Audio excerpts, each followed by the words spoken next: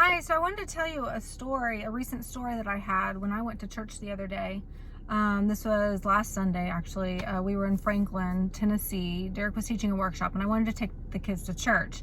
And I looked up Spirit-filled churches in the area, and I picked one out, and we followed the GPS. And literally, the GPS led me to this point in the road, and I couldn't find the church, and this was like the website telling me their address. So you would think that they would update their address if they were not. But anyway, it led me to a point in the road, like not even to a place. And I drove around the shopping centers trying to find where they were, and I couldn't find them. So I just figured, okay, we're just not going to go to church today. And then I happened to drive by this church that was, right there. It was down the road, but it was on the way back to the hotel. And I thought, oh, I saw this on the list of churches to go to. So we ended up going there, and God ended up giving me like a word for the worship leader. And that's what's so fun is like the closer I get to God, I'm actually starting to get words now. I've been getting them the last few months or so, that each time I go to church, I'm coming to get something from God, and I end up actually getting something for someone else.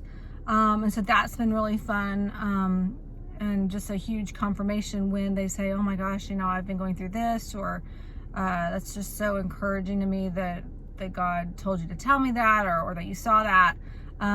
So anyway, it's just, I've been going through this time of, Lord, I want to hear your voice. And I feel like I have been, but over the years, but not necessarily it being super clear and really being able to discern if it's him or if it's just me.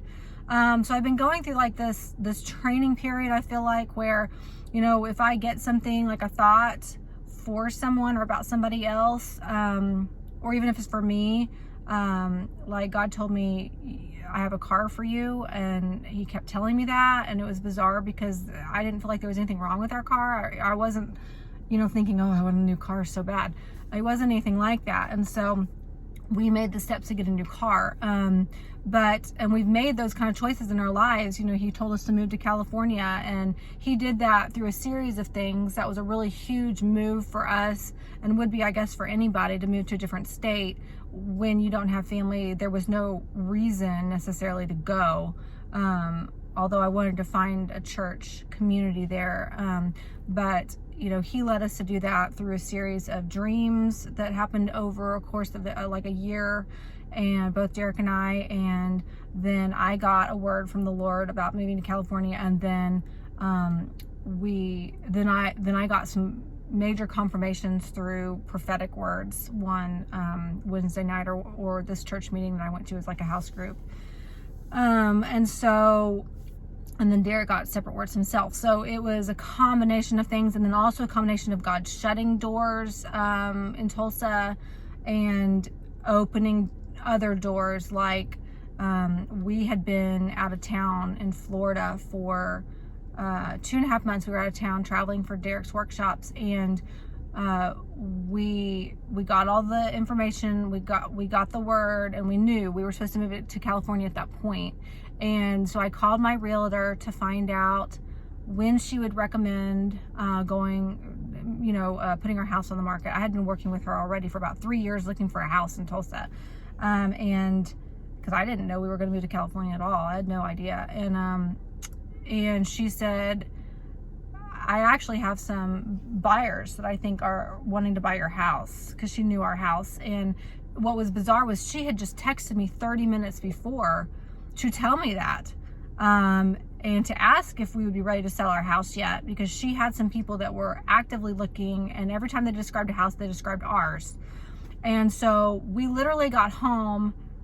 They wanted to see it the very next day. We got home, we put it off a day. We're like, please, we've got to stage our house. Like, our house has been empty for 2.5 months. We have to clean it and stage it and all this stuff. And so we had one day to stage, and then we literally showed it the next day and sold it to those people. It wasn't even on the market or anything. We sold it for asking. So it wasn't like we came down out of desperation or trying to make it happen. So all these things that God lined up for us to move, and it was very sudden. It wasn't like he, had told us for a long, long time. We knew for a long time we were going to move to California. We never knew. It was very sudden. And then through a series of dreams, God showed us. So we went to Virginia after we sold our house and moved out. We went to Virginia to hang out at my mom's because we had a workshop there anyway. And we hung out, not knowing when we were supposed to go to California, and honestly not even knowing where. And through a series of dreams, I had a dream about where we were supposed to go. And it was all symbolic. But see, Derek and I have been having dreams for 10 plus years now. We've been paying attention to them and studying like what symbols can mean when you have dreams. That at this point, we pretty much know when the dream is from God. We recognize it, and we know we can tell, or at least know how to find out what the dream means. We have some dream dictionaries and stuff that help with that. But so I had a dream about where to go, so we knew where, but we didn't know when. And then eventually I had a dream when to go, and it was in the middle of COVID. Everything was shut down.